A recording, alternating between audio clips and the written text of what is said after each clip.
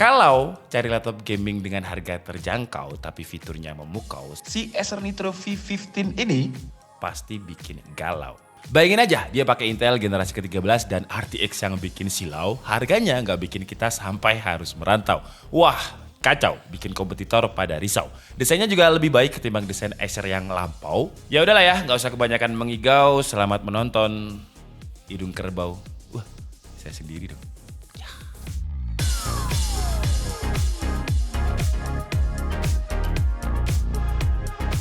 Ya, jadi ini adalah laptop gaming entry level dari Acer, yaitu Acer Nitro V15 yang sebenarnya secara SKU dia ada dua harga. Jadi ada yang 15 juta kembali 1000 sama 10.999.000. Dan kita akan bahas yang paling murahnya, yang 11 juta kembali 1000 ini. Kenapa dia bisa semurah itu untuk laptop gaming? Menurut saya sih ini Acer pinter ngeraciknya sih.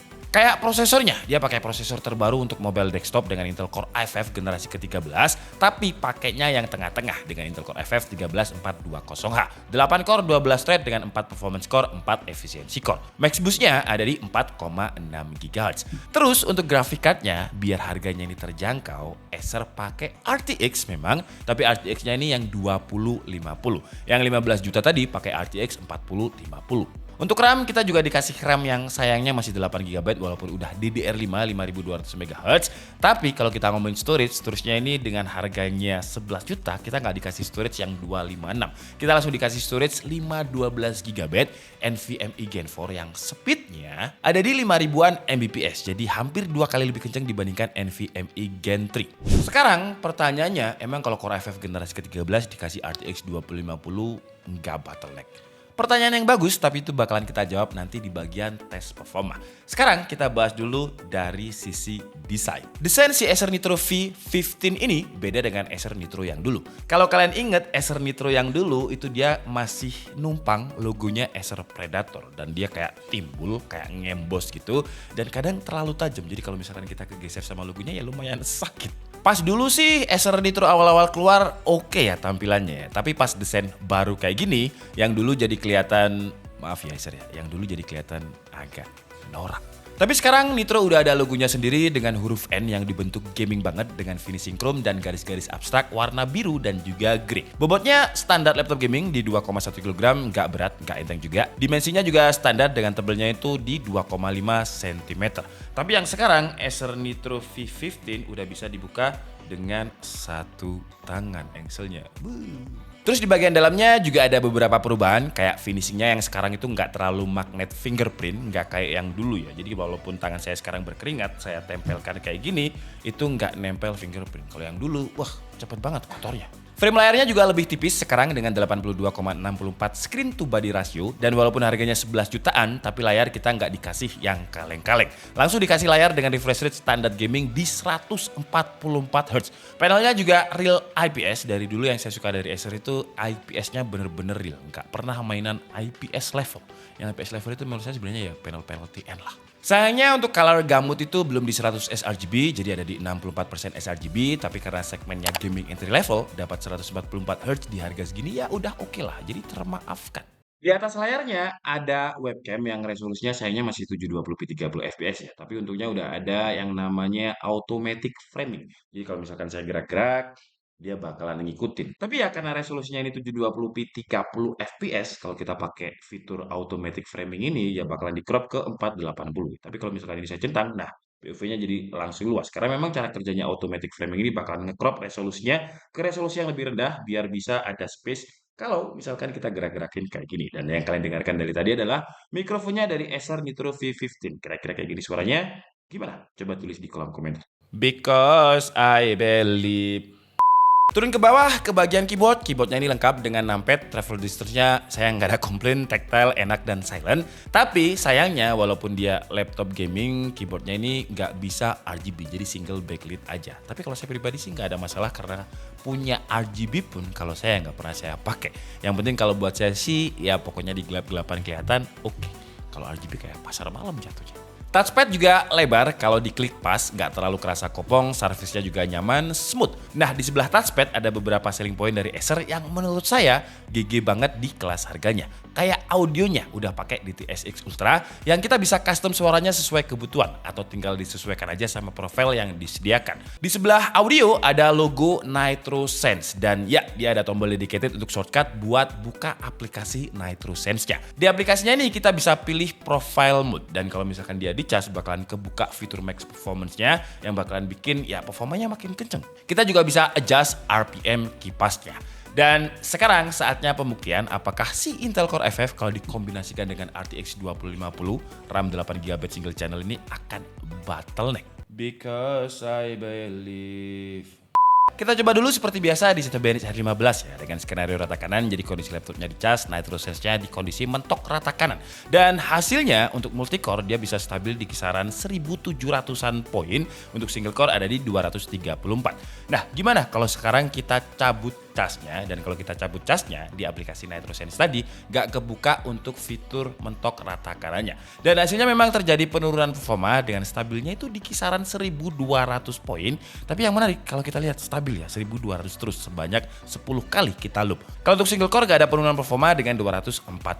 Bang, tapi R15 itu udah jadul. Gimana kalau kita ganti sama R23? Oke, R23 kita coba multicore dengan skenario rata kanan, stabilnya itu di 11.000 poin. Single core-nya ada di 1672. Kalau misalkan casnya kita cabut di R23, stabilnya itu di kisaran 7500-an poin. Single core-nya ada di 1639. Nggak turun juga, sama kayak di Cinebench R15. Because I believe, but afterwards. Cinebench itu stress test CPU banget ya. Makanya kalau kalian tanya temperaturnya ketika pakai Cinebench, ya temperaturnya kadang dia spek-spek di 100 derajat Celcius. Tapi ini Cinebench. Karena kalau kita tes lagi di 3D Mark untuk sistem coolingnya dengan Time Spy stress test, dia itu lolos dengan skor yang tinggi banget, 99,1%. Terus kalau untuk skor RTX 2050-nya di 3D Mark, Fire Strike dia dapat skor itu 9500, di Time Spy-nya 4400 poin. Sekarang kita coba gimana kalau dia kita gunakan untuk editing. Seperti biasa, Adobe Premiere Pro dengan template yang memang bisa kita pakai, kita ekspor ke 4K. Dan hasilnya dia mampu merender dengan durasi waktu 2 menit 56 detik. Kalau kita turunkan ekspornya ke Full HD lebih kenceng, 1 menit 56 detik. Dan di Premiere Pro ketika kita ekspor ke 4K, temperaturnya itu ya nggak setinggi Cinebench tadi ya. Karena untuk Premiere Pro ini dia stabilnya cuma di kisaran 65-70 derajat Celcius, di bawah 80 derajat Celcius terus. Jadi aman. Kalau untuk rendering 3D pakai Blender dan seperti biasa template BMW untuk CPU rendernya dia mampu menyelesaikan dalam durasi waktu 4 menit pas. Tapi kalau pengen lebih cepat bisa pakai Nvidia kudanya dengan RTX 2050-nya GPU render dia bisa menyelesaikan dalam waktu 1 menit 56 detik. Lanjut, sekarang kita tes dia untuk gaming. Wah, ini pasti yang kalian tunggu-tunggu ya. Seperti biasa kita coba dulu di game yang enteng-enteng dulu lah ya, pemanasan. Dota 2. Dengan resolusinya Full HD, grafiknya ada di best looking, dan hasilnya untuk average FPS dia bisa dapat 112, maksimumnya bisa tembus 146, drop FPS paling rendahnya ada di kisaran 99 FPS. Kalau untuk game kompetitif lain kayak Valorant, resolusi Full HD, grafiknya high juga, rata kanan, average FPS dia bisa dapat 162, maksimumnya bisa 230 FPS dan dropnya cuma di 154 FPS. Jadi layarnya yang 144 Hz ini kalau untuk game kompetitif masih kepake. Lanjut kita coba di game yang AAA ya. Kita coba dulu di Far Cry 5, resolusi Full HD, grafiknya high, average FPS dia dapat 70, maksimumnya bisa 92, dropnya cuma di 62 FPS, angka yang masih aman. Lanjut ke Shadow of Tomb Raider, resolusi yang sama, grafiknya high, average FPS dia bisa dapat 77, maksimumnya 106, dropnya juga nggak pernah di bawah 60, dropnya itu cuma di 67 FPS. Sekarang kita coba untuk game-game yang pakai ray tracing kayak Watch Dogs Legion. Grafiknya kita coba di medium, resolusinya Full HD, DLSS-nya ada di quality, ray tracing-nya ada di medium, dan average FPS yang dia dapat itu ada di 45 FPS, maksimumnya bisa tembus 76. Dropnya kalau scene-nya terlalu padat sih kadang bisa di bawah 30 FPS. Dropnya itu paling rendah 24 FPS. Jadi saran saya kalau pakai Watch Dogs Legion ya resolusinya diturunkan ke low ya, jangan di medium. Lanjut ke game Cyberpunk dengan settingan yang sama, grafik kita coba medium, average FPS dia dapat 31, maksimumnya 41. Dropnya kadang bisa sampai 18 FPS. Sekali lagi untuk Watch Dogs dan Cyberpunk, kalau misalkan mau FPS-nya lancar, grafiknya harus di bawah medium. Gimana kalau kita coba main game tapi tanpa adapter? Masih bisa, kayak Genshin Impact kita coba tanpa charger, average FPS dia masih bisa dapat 56 dengan resolusi Full HD, grafiknya ada di medium. Kita coba di game AAA kayak Far Cry 5, tanpa charger juga average FPS bisa dapat 64, maksimumnya bisa 86, dropnya cuma di 50 FPS. Jadi masih aman aja, tapi yang perlu diingat kalau misalkan ngegame di laptop gaming tanpa adapter, ya resikonya adalah baterainya cepet habis. Kayak kemarin saya coba untuk main Dota 2 jam setengah dari 100%, itu sisa sekitar 15%. Tapi kalau kita gunakan untuk browsing, wifi pakai Microsoft Edge, itu bisa tahan sekitar 5 jam 20 menit. Kalau untuk ngecasnya 0 ke 100% dengan adapternya yang 130 watt ini, 0 ke 100% butuh waktu sekitar 2 jam 15 menit. Ya standar sih. Fitur lain saya kira dengan harga 11 juta ini bakalan dipangkas sama Acer. Tapi ternyata enggak loh ya. Kayak contohnya Wi-Fi. Wi-Fi-nya dia udah pakai Wi-Fi 6. Prediksi saya bakalan pakai Wi-Fi 5. Tapi enggak, ternyata Wi-Fi 6. Dan yang mencengangkan lagi di harga yang udah terjangkau ini, dia udah ada USB-C yang support sama Intel Thunderbolt 4. Jadi kalau kalian ngerasa si RTX-nya ini kurang powerful, bisa dikoneksikan aja dengan eksternal GPU untuk GPU yang lebih kencang lagi. Terus kalau untuk port-port lain juga lengkap, dengan di bagian kanan itu ada audio jack, ada USB Type A, ada X-House, dan juga ada Kensington lock. Di sebelah kiri dia ada input power, ada RJ45, ada HDMI 2.1, dan ada 2 buah USB Type A. Oke lah, jadi itu tadi adalah review di KID untuk Acer Nitro V15 yang kesimpulannya menurut saya Acer pinter ngeraciknya. Yang dikompromi atau yang dikurangi itu adalah fitur-fitur yang kita masih bisa upgrade.